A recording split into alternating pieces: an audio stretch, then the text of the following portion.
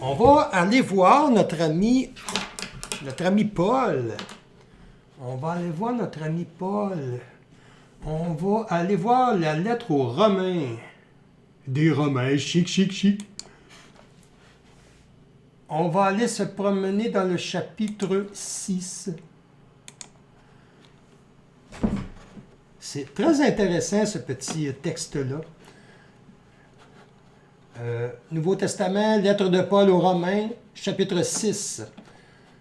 Il nous parle ici de... Il dit, puisque nous sommes morts au péché, le péché, c'est là que Jean-Baptiste parle de conversion, et que Jésus aussi parlait de conversion pour nos péchés. Il associait ça à la mort, hein? Les ténèbres, le péché, le mal. Le mal était associé à la mort. Comment pourrions-nous vivre encore dans le péché? Ne le savez-vous pas? Nous tous qui par le baptême avons été unis au Christ Jésus. C'est à sa mort que nous avons été unis par le baptême. Alors on associe le baptême ici à la mort de Jésus.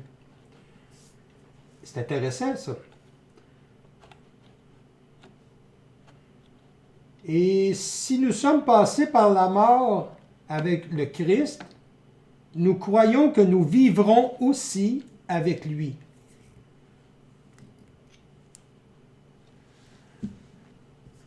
Revenons. En salle. Alors, je suis de retour. Notre ami Paul, c'est un des premiers qui a écrit après la mort de Jésus, après la résurrection. Il a formé des communautés partout autour de la Méditerranée et il envoyait des lettres comme ça. Il communiquait avec des lettres aux communautés, aux responsables des communautés. Et qu'est-ce qu'il voulait dire? Vous ne trouvez pas en quelque part que le rituel du baptême, que c'est assez associé à une certaine grosse fête qu'il y a au mois d'avril pour les chrétiens? Ça ressemble pas à une fête où Jésus meurt, puis 3 jours après, il ressuscite, il meurt, plongé dans la mort, et il revient à la vie, il ressuscite, ressort de l'eau, dans une vie nouvelle. Ça sera-tu ça le baptême? Plonger dans la mort de Jésus, changer de vie, conversion, ressortir vivant, une nouvelle vie. Parce que autrefois, les adultes, c'était les adultes qui se faisaient baptiser. Ils ne baptisaient pas de bébés. On le fait aujourd'hui, on le fait parce que avec l'arrivée de Constantin au 4e siècle, qui a fait de l'Empire romain au complet un empire chrétien, lui-même s'est converti, il s'est fait baptiser. Alors, on sait très bien que là, ils se sont mis à bâtir des baptismes, puis là, c'était dangereux, les 4 premiers siècles, c'était dangereux d'être chrétien. Là. Alors, il fallait vouloir beaucoup dire, je prends le risque du baptême, le risque de la conversion. Aujourd'hui, on ne se fera pas taper dessus si on se convertit. Là. Mais autrefois, c'était dangereux. Ils se faisaient persécuter, ils se faisaient massacrer par les Romains.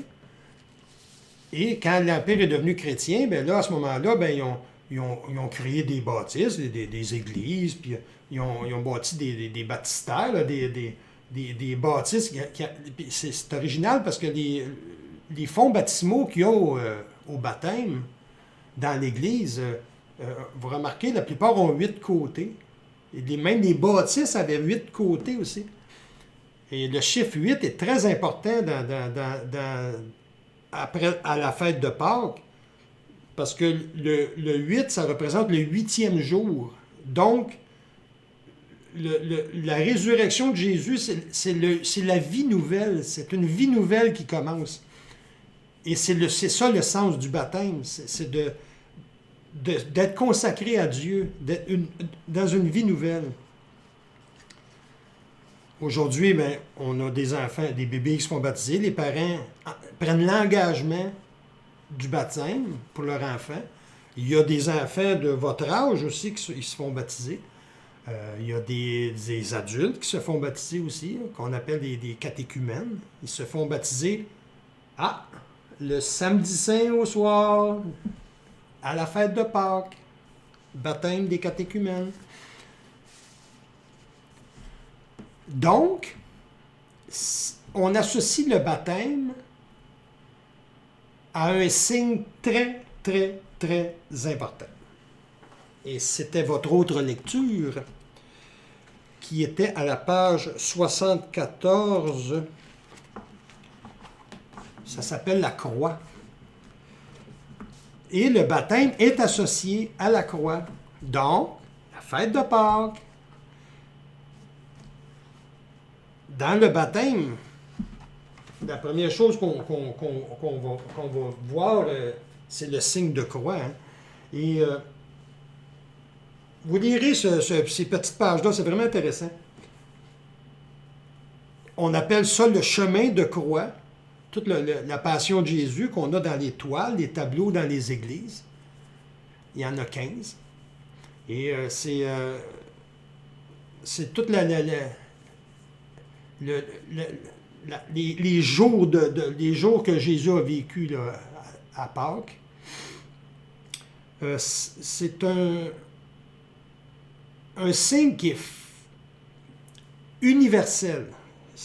Toute la planète, tous ceux qui sont chrétiens font un signe de croix. Puis il y en a qui me demandaient si on a des... Là, il fallait faire le signe de croix avec la main droite. Là. Oh, ça, c'était bien important, la main droite. Puis toujours le faire de la même manière. Puis de toute façon, il y a des orthodoxes, puis il y a des protestants, puis il y a d'autres qui le font autrement, qui le font sur l'autre bord. Puis il y a des gauchers aussi. Anciennement, le monde se faisait taper ses doigts s'il ne faisait pas avec la main droite, parce que la droite voulait dire la perfection, puis le côté gauche voulait dire que c'était pas bien. Puis, come on! Fait que là, t'es gaucher, il fallait que ta main gauche, that's it. Fait que c'est pour ça que le signe de croix, la croix est très importante. Ça nous suit partout, comme chrétiens. Sauf qu'il ne faut pas rester accroché après la croix, c'est ça le gros problème. Il faut peut-être s'accrocher à ce qu'il y a l'autre bord, quand on ressort de l'eau, la vie nouvelle que Jésus nous donne. Et c'est ce qu'on reçoit au baptême, cette vie nouvelle-là de Jésus. Alors, moi, je vous propose une petite...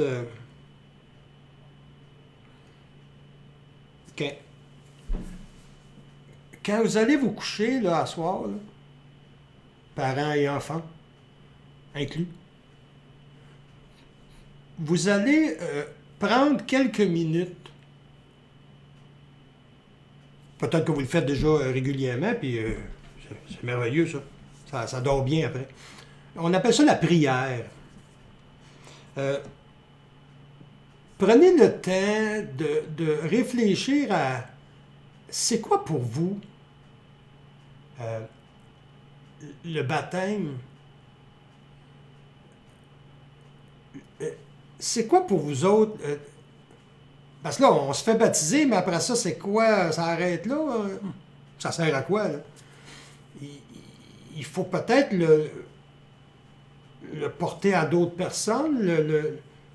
Peut-être comme Jean-Baptiste disait aux gens, aux pharisiens, porter du fruit. mais qu'on vous voie, qu'on sache que vous êtes heureux puis que vous avez Jésus dans votre cœur. C'est peut-être ça, notre mission, c'est d'être des porteurs de cette vie nouvelle-là. Alors, à vos prières, silence, total. Total. Un beau silence, une grande respiration. Sentez l'air rentrer dans vos poumons.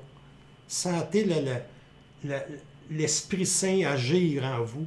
Puis réfléchissez là-dessus. Vous, les parents, j'aimerais ça que vous faites un petit témoignage à vos enfants. Pourquoi vous les avez fait baptiser? Et vous, les enfants, vous autres, un petit travail, c'est quoi votre mission de baptiser? Alors, je vous laisse sur ces paroles. Soyez bons. Et on s'approche beaucoup là, d'une période qui s'en vient très intense, là, qui va arriver au mois de février. On appelle ça le carême. Alors, je vous invite, tranquillement, pas vite, tout en priant, à appliquer vos méthodes de baptiser, d'être heureux et de porter fièrement cette vie nouvelle de Jésus-là. Alors, je vous dis bye-bye, à la prochaine!